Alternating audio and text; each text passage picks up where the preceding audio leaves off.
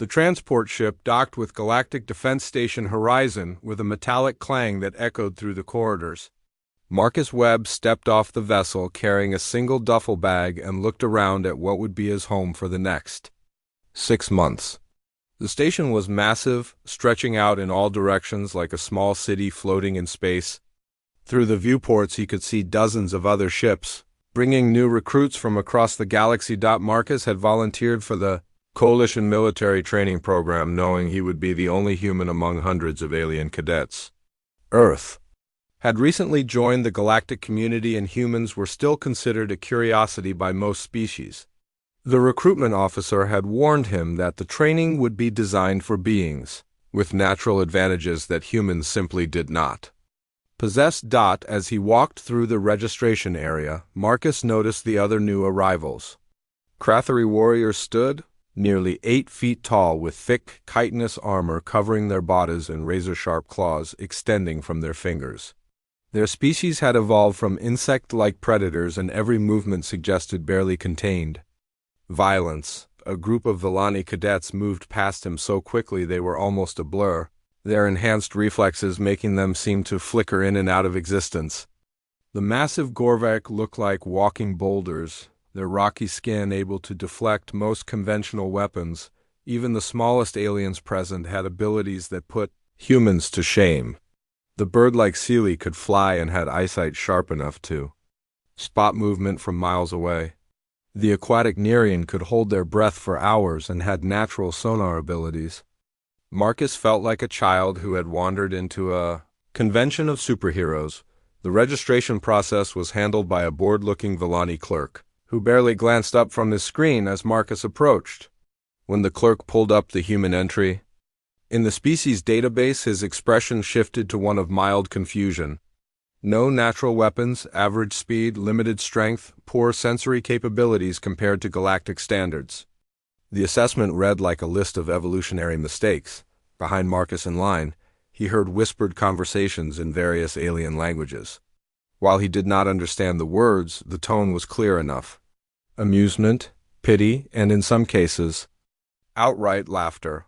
One particularly loud Krathari made a comment that caused several others to click their mandibles in what Marcus assumed was their version of chuckling. When his dormitory assignment came through, Marcus found himself placed in Squad 7 along with 3 other cadets who seemed to be the misfits of their respective species. Nera was a Krathari who stood only 6.5 feet tall, making her a runt by her species standards. Her claws were shorter than normal, and her armor plating was thinner. Beck was a Gorvak whose reflexes were slower than his people preferred, though still faster than most humans could manage. Tova was a Villani whose speed fell short of her species' average, which still meant she could move twice as fast as Marcus on his best day. The squad was clearly meant to be the remedial unit, the place where they put the cadets who did not quite measure up to their species' legendary capabilities. The other squads had already begun referring to them as the charity case before training had even begun. Their first meeting with Commander Thaxos took place in a briefing room that could have held 50 cadets but felt empty with just the 4 of them present. Thaxos was a veteran Villani warrior whose body bore scars from dozens of campaigns across the galaxy. His eyes held the kind of cold intelligence that came from surviving battles that had killed better warriors than any of them. Thaxos reviewed each of their files with obvious disappointment. When he reached Marcus, the commander paused for a long moment before speaking. The human had no natural advantages, no evolved weapons, no enhanced abilities that would make him useful in combat. His medical record showed standard human limitations in every category that mattered for warfare. The first week of basic training confirmed what everyone expected. Marcus struggled with obstacle courses designed for beings who could naturally climb vertical surfaces or leap gaps that would challenge a human athlete. The speed trials left him finishing dead last as aliens with enhanced reflexes completed the course while he was still halfway through. Strength assessments placed him at the bottom of every category, unable to lift weights that other species handled easily. During weapons training, Marcus had trouble with the standard energy rifles that were designed for stronger grips and steadier arms than humans possessed. The recoil from the weapons was manageable for aliens with natural armor or enhanced bone density, but left Marcus with bruised shoulders and aching arms. His accuracy scores were acceptable, but his rate of fire suffered as he struggled to manage the weapon properly. The other cadets began to treat Squad 7 with a mixture of pity and contempt that was somehow worse than outright hostility. They were not considered enemies or rivals, just unfortunate beings who had somehow ended up in a place they did not belong. During meals in the common area, conversations would stop when Squad 7 approached. Not from respect, but from embarrassment at their presence, Marcus found himself assigned to kitchen duty more often than the others, apparently because the staff assumed he would be less useful in actual training exercises. He cleaned equipment, sorted supplies, and performed maintenance tasks while other cadets practiced combat techniques and tactical planning. The work was mind-numbing, but it gave him time to observe how the station operated and listen to conversations about training methods and military doctrine. At night, while his squadmates slept, Marcus would review training manuals and tactical guides from his personal datapad.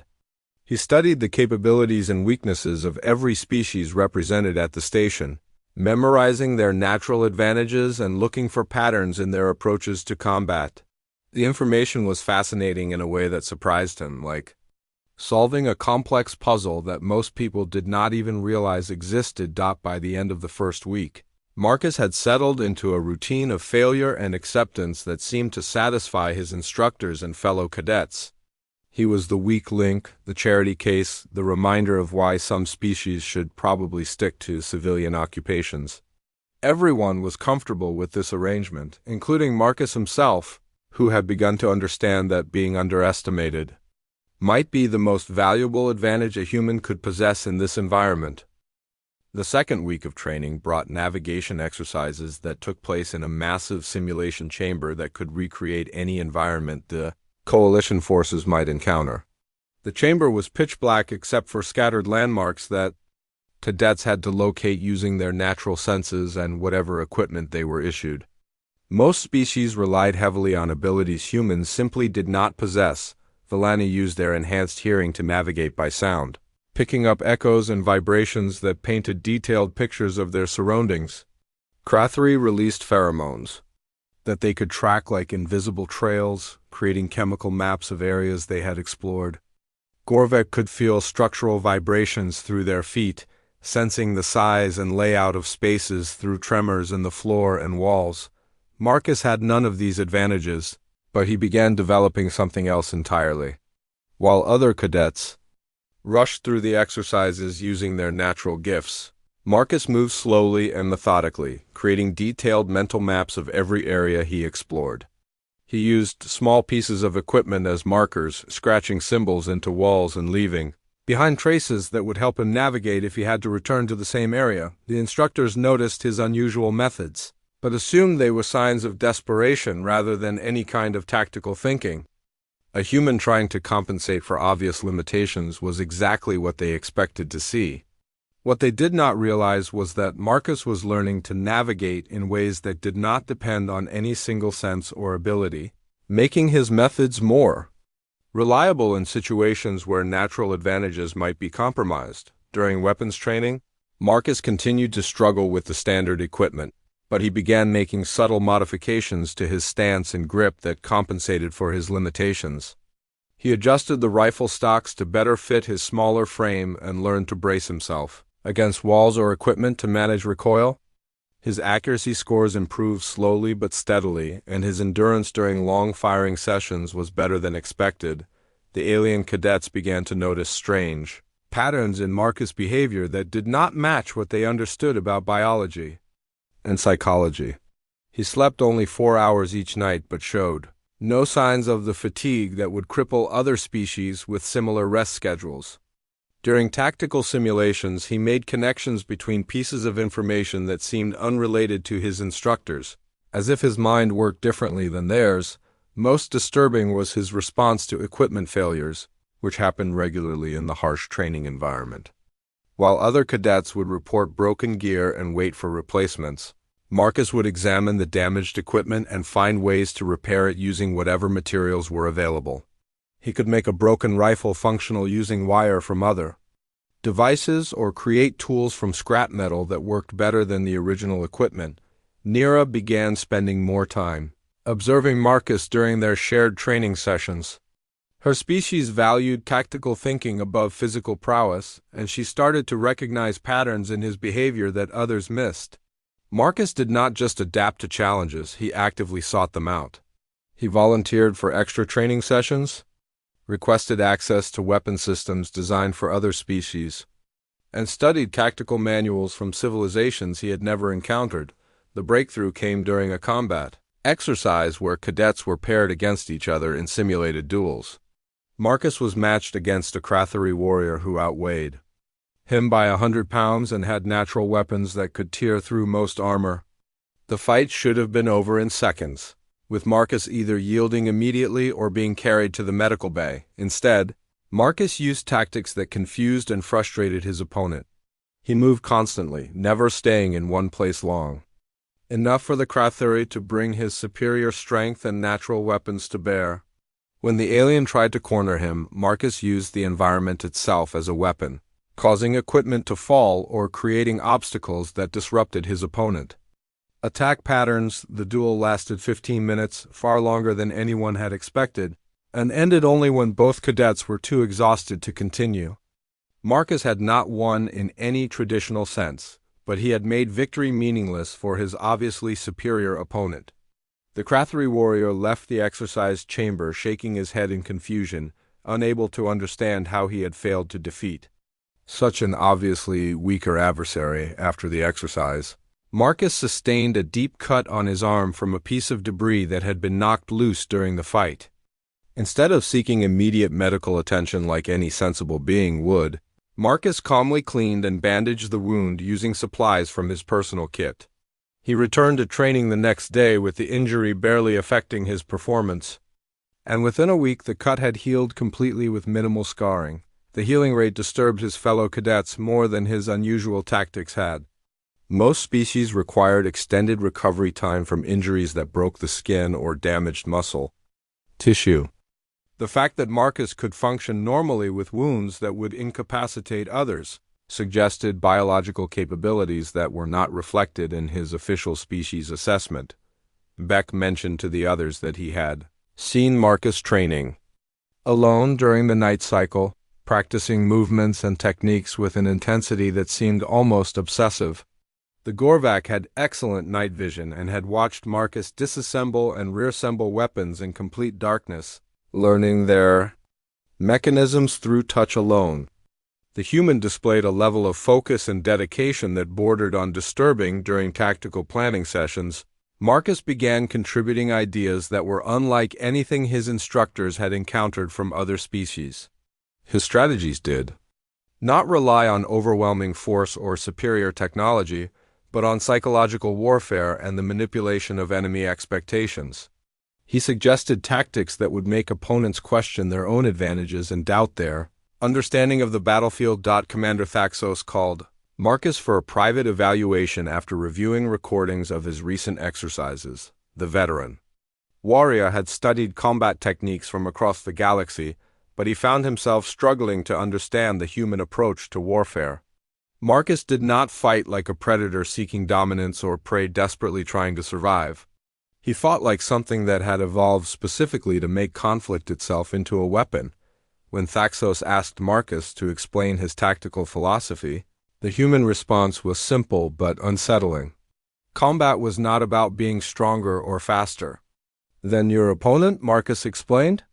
It was about making the cost of victory higher than your enemy was willing to pay. The goal was not to win in any traditional sense, but to make the concept of winning irrelevant by changing the rules of engagement until superior capabilities became disadvantages rather than strengths.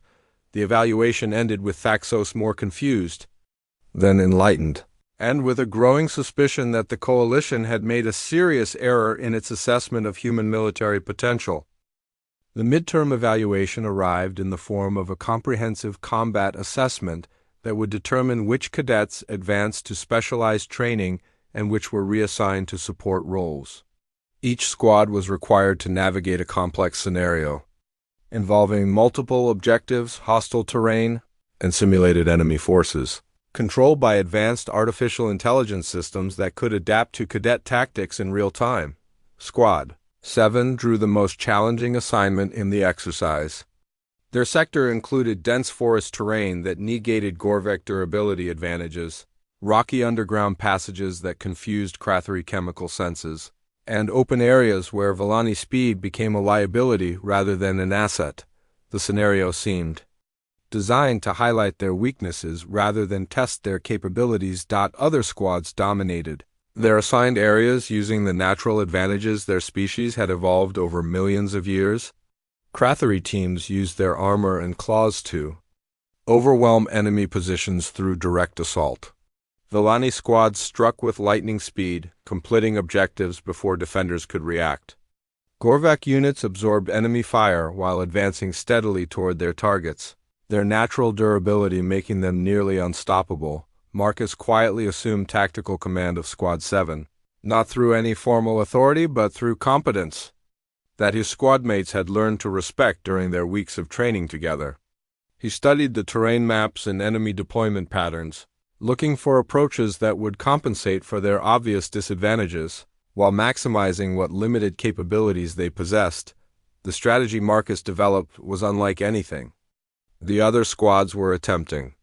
Instead of trying to match enemy strength with superior force, he planned to make their positions untenable through psychological pressure and resource denial. Squad 7 would not try to win through combat superiority, but by making the cost of resistance higher than the value of the objectives they were defending. The exercise began with Squad 7 moving through dense forest that slowed their progress and limited visibility to a few meters in any direction. While other teams charged toward their objectives, Marcus led his squad on an indirect route that took twice as long but avoided enemy sensors and defensive positions. They moved like ghosts through terrain that other species found nearly impossible. To navigate quietly, their first objective was a communications relay that enemy forces had fortified with automated defenses and a squad of simulated soldiers.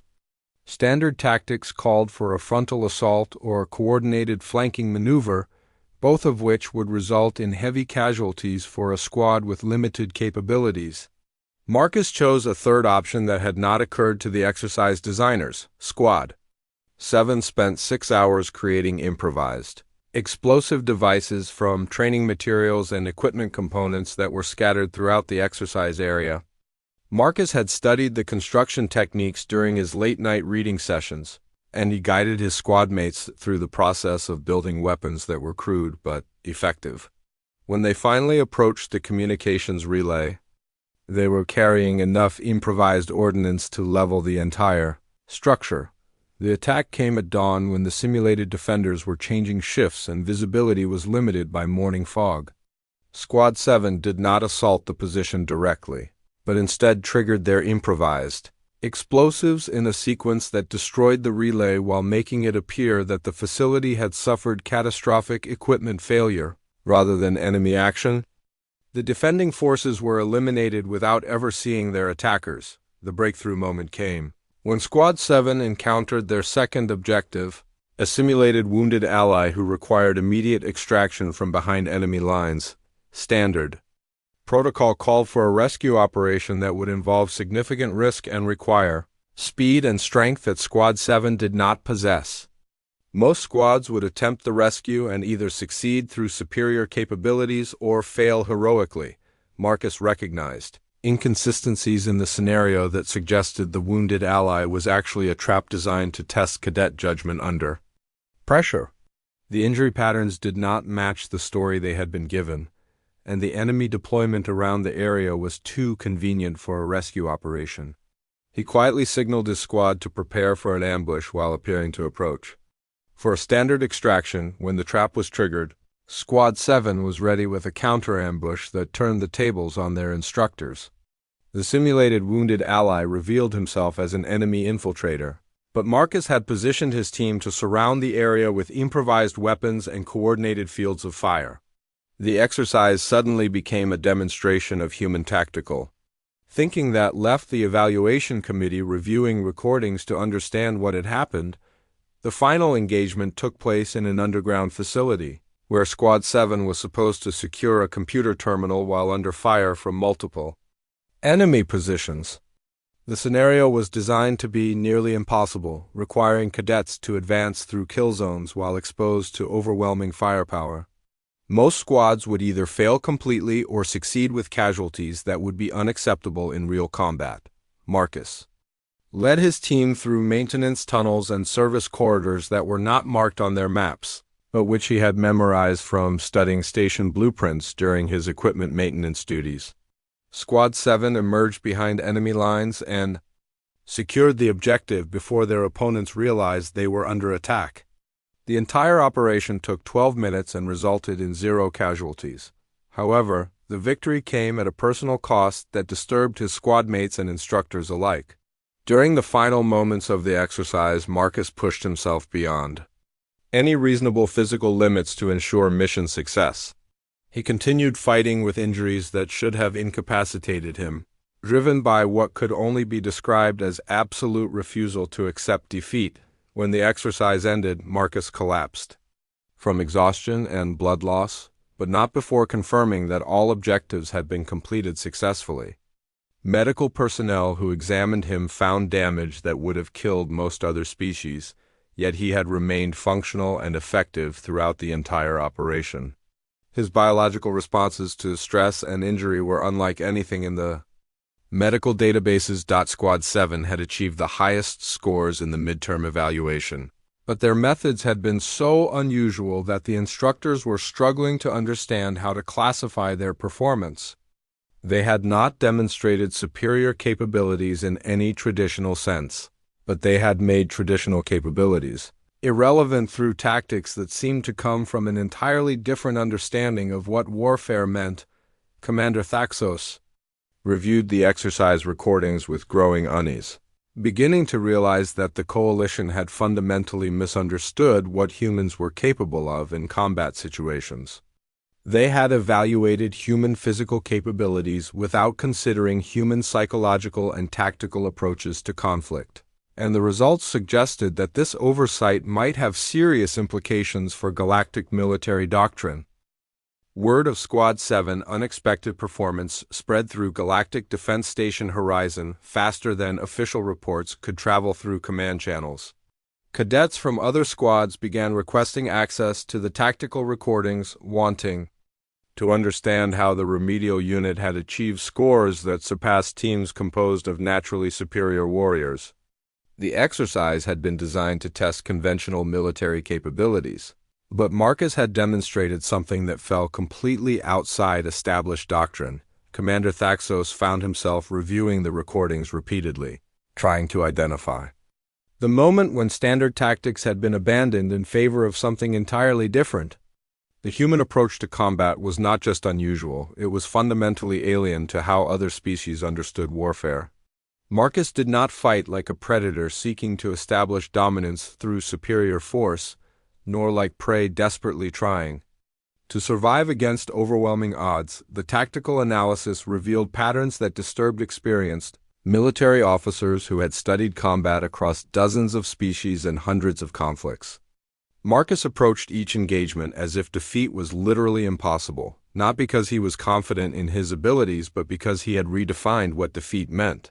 His strategies were designed to make traditional victory meaningless by changing the fundamental rules of engagement. Advanced combat training brought new opportunities for Marcus to demonstrate capabilities that had been hidden during basic exercises. His endurance proved to be almost supernatural by galactic standards, allowing him to maintain combat effectiveness long after other species would have collapsed from exhaustion. During extended training sessions that lasted 18 hours, Marcus remained alert and functional while aliens with superior physical capabilities required rest periods and medical attention. His pain tolerance became a source of fascination and horror for medical personnel who monitored training exercises. Injuries that would disable other species barely seemed to affect Marcus' performance, and his recovery rates were so far outside normal parameters that doctors began requesting additional tests to understand human physiology. The results suggested biological adaptations that were not reflected in any Official species assessments, most unsettling was Marcus' psychological resilience, which seemed to have no breaking point that instructors could identify. Standard military training was designed to push cadets beyond their comfort zones and test their reactions under extreme stress. But Marcus responded to pressure by becoming more focused rather than less effective.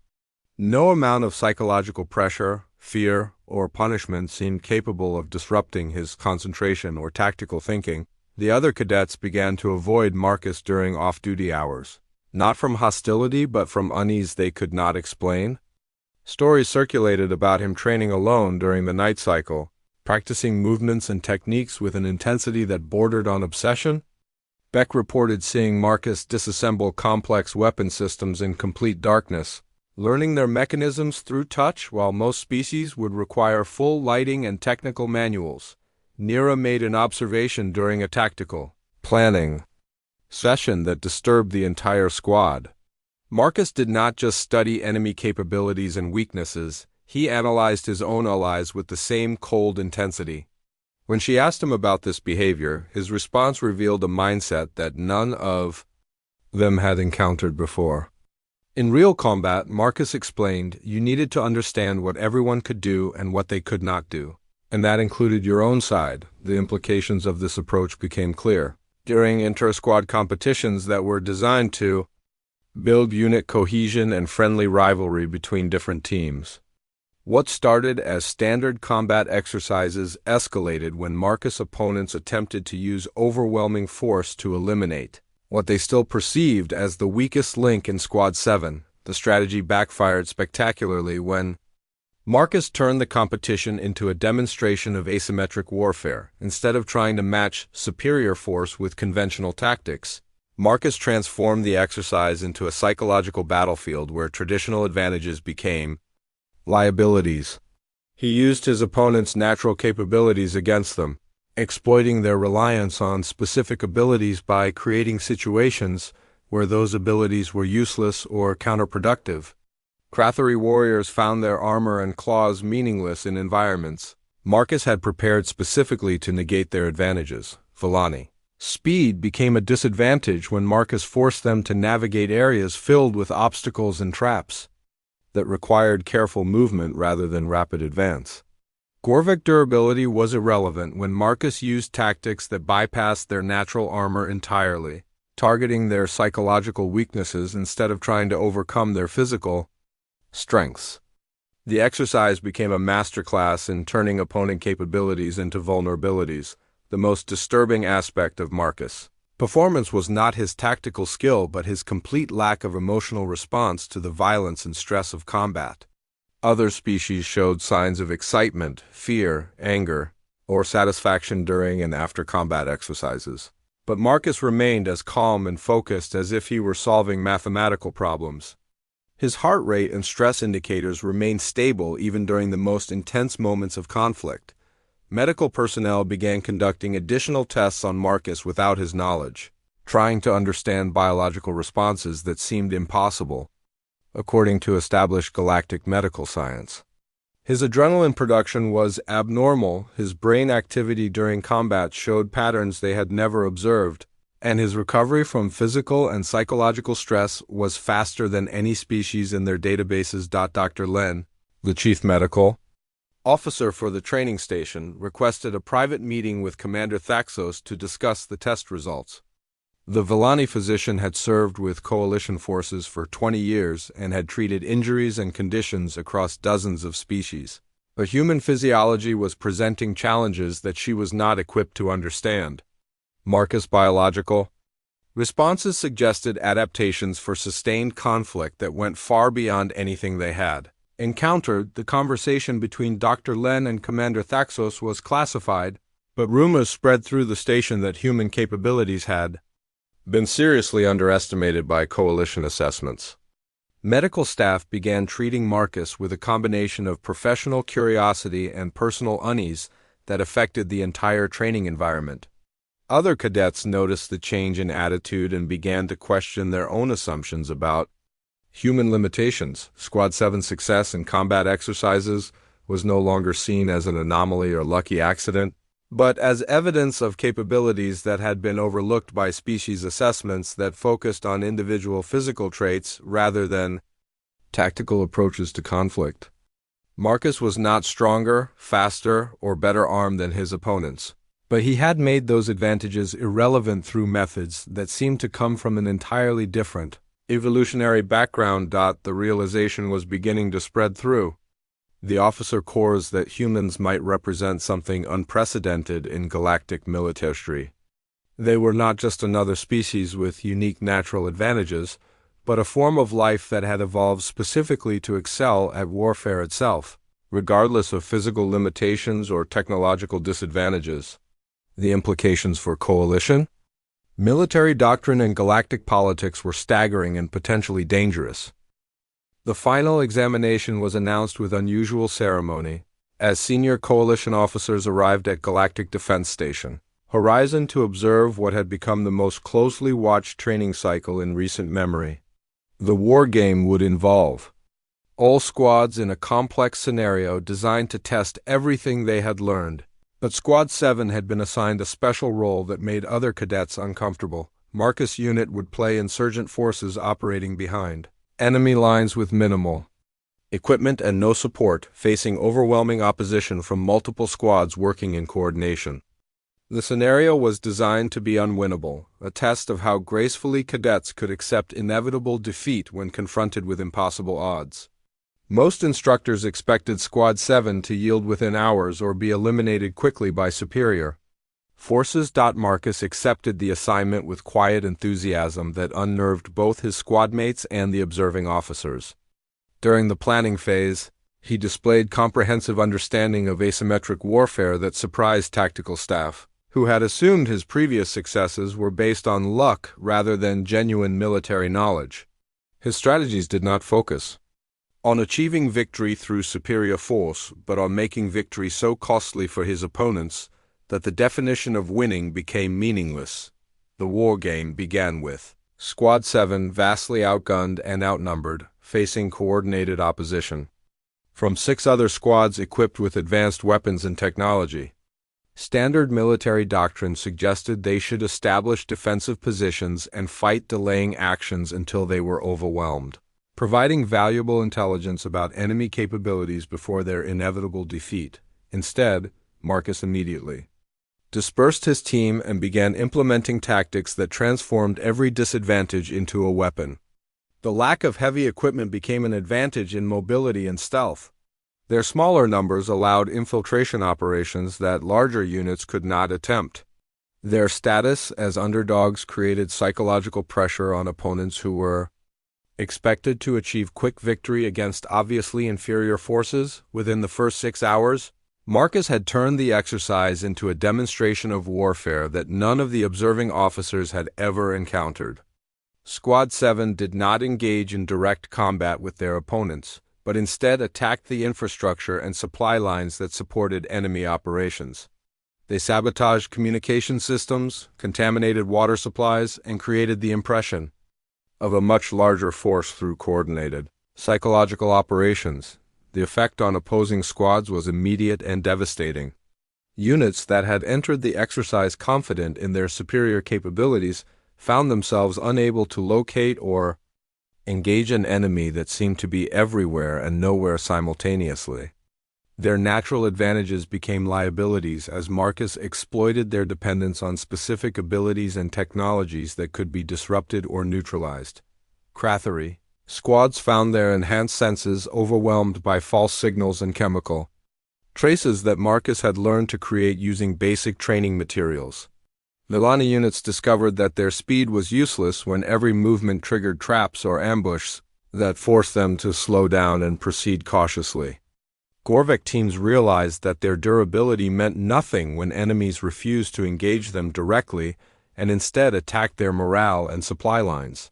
The psychological warfare component of Marcus' strategy was the most disturbing aspect for observing officers who had studied military tactics across dozens of species. He did not just defeat enemy positions, he made the cost of holding them unbearable through methods that seemed designed to break opponent will to fight rather than their ability to resist. His tactics forced enemies to question every assumption about combat and doubt their own capabilities. By the second day of the exercise, opposing squads were showing signs of stress and demoralization that shocked medical personnel monitoring their conditions. Units composed of naturally superior warriors were requesting additional support and expressing doubts about mission objectives that should have been easily achievable.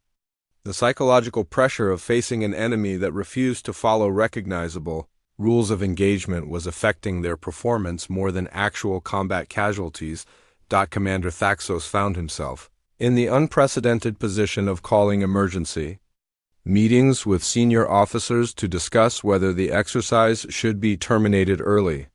The war game was supposed to test cadet capabilities and build confidence through realistic combat scenarios, but Marcus' tactics were having the opposite effect on opposing forces.